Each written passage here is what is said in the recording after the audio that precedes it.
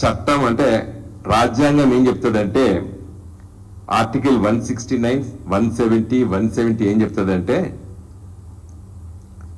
40 సీట్ల కంటే తక్కువ ఉండకూడదు లెజిస్లేటివ్ కౌన్సిల్. అదేవిధంగా శాసనసభ సీట్లలో 1/3 ఉండాలని చెప్తుంది.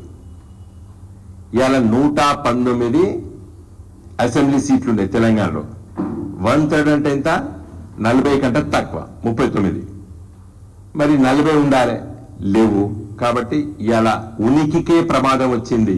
దేనికి? శాసన మండలికి. ఇది ఎందుకు వచ్చింది? మరి పెట్టినప్పుడు ఎట్లా పెట్టలేదు అంటే అప్పుడు ఆంగ్లో ఇండియన్ ఎమ్మెల్యే ఉండే 120 మంది ఎమ్మెల్యేలు ఉండే తెలంగాణ శాసనసభలు. ఎంతమంది ఉండే? 120 వరకు ఉండే. ఎప్పటి వరకు? మొన్న డిసెంబర్ 3 ఫలితాలు వచ్చే వరకు తెలంగాణ శాసనసభలో ఎన్నిక కాబట్టేటువంటి ఎమ్మెల్యేలు 119, ఒకరు నామినేటెడ్ ఆంగ్లో ఇండియన్. మొత్తం ఎంత? 120 ఉండే. 120లో 1/3 ఎంత? 40. కాబట్టి 40 మినిమం కాబట్టి మనం దాంట్లో వచ్చినాము. కాబట్టి శాసన మండలి మనకు ఏర్పడ్డది. ఈ మధ్య కాలంలో మోడీ గారి ప్రభుత్వము ఆంగ్లో ఇండియన్ ఎంపీలు లోక్సభలో 2 ప్రతి రాష్ట్రంలో ఉన్నటువంటి శాసన సభ నామినేటెడ్ ఆంగ్లో ఇండియన్ దాన్ని రాజ్యాంగ సవరణ 105 ప్రకారంగా 104 దాని ప్రకారంగా తీసేసారు. 104th అమెండ్మెంట్ ప్రకారంగా తీసేశారు. కాబట్టి ఇలా తెలంగాణ శాసనసభకి ఏమైపోయారు? 119 ఏళ్ళు. మొన్న డిసెంబర్ 3 వరకు తెలంగాణ శాసనసభ సంఖ్య ఎంత ఉండే? 120 ఉండే. కాబట్టి శాసన మండలి రాజ్యాంగం ప్రకారంగా కరెక్ట్. ఇప్పుడు ఉనికికే ప్రమాదం వచ్చింది. ఎవరైనా కేసు వేస్తే అసలు రద్దయిపోతుంది శాసన మండలి. రాజ్యాంగం ప్రకారంగా లేదు ఇవాళ తెలంగాణ శాసన మండలి. దానికి ఉనికికే ప్రమాదం వచ్చేసింది. ఎందుకంటే రాజ్యాంగంలో ఏం చెప్తుంది? ఆర్టికల్ 169, 170, 171లో ఏం చెప్తారంటే 40 మంది కంటే తక్కువ ఉండొద్దు శాసన మండలి. శాసన సభ్యులు 1/3 ఉండాలి. మరి తెలంగాణ శాసనసభలో 119 మాత్రమే ఉన్నారు. 1/3 అంటే 40 కంటే తక్కువ మంది ఉన్నారు. కాబట్టి ఇది కాన్స్టిట్యూషనల్ గా పెద్ద సమస్య వచ్చింది ఇలా శాసన మండలికి. దాని మనుగడకి దాని ఉనికికే ప్రమాదం వచ్చింది. అది ఉంటుందా పోతుందా శాసన మండలి అనేటువంటి ప్రశ్న. ఇప్పుడు కాన్స్టిట్యూషన్ లో యాజ్ పర్ కాన్స్టిట్యూషన్ దానికి ఆ స్ట్రెంత్ లేదు.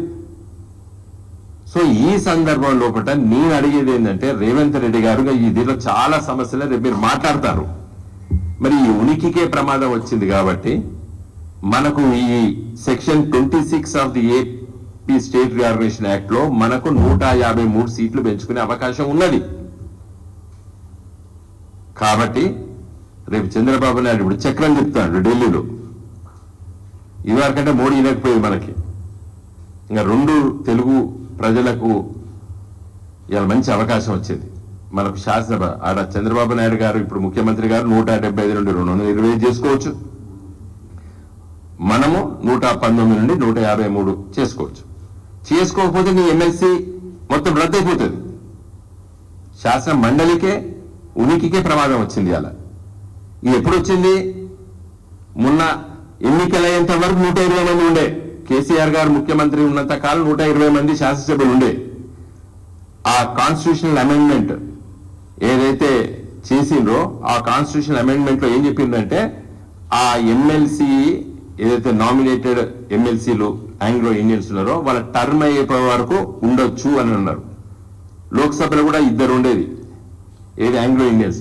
వాళ్ళు కూడా వాళ్ళ టర్మ్ అయిపోయే వరకు ఉండొచ్చు. అంటే మొన్న పార్లమెంటు ఉన్నంత వరకు ఉన్నారు. వాళ్ళ పని ఖతం అయిపోయింది. మన ఎమ్మెల్యేలు కూడా ఆ పాపం ఆయన ఎవరు ఉండే ఒక అతను స్టీఫెన్ గారు వారిది కూడా మన టర్మ్ అయిపోయింది. పోయేసరికి అయిపోయింది. మళ్ళీ ఇప్పుడు రేవంత్ రెడ్డి గారు నామినేట్ చేయడానికి వీల్లేదు. ఆంగ్లో ఇండియన్ ని చేయమని చేయడానికి వీల్లేదు. ఎందుకంటే కాన్స్టిట్యూషన్ అమెండ్మెంట్ అయిపోయింది. No more Anglo Indians in the state legislatures and also in the Lok Sabha. By nomination of course. ఇక్కడ పోటీ చేసి గెలిస్తే గెలవచ్చు, తప్పేం లేదు. కాబట్టి ఇంత పెద్ద ప్రమాదం వచ్చేసింది, పొంచి ఉందని కూడా అంటే నేను ఏ శాసన మండలికి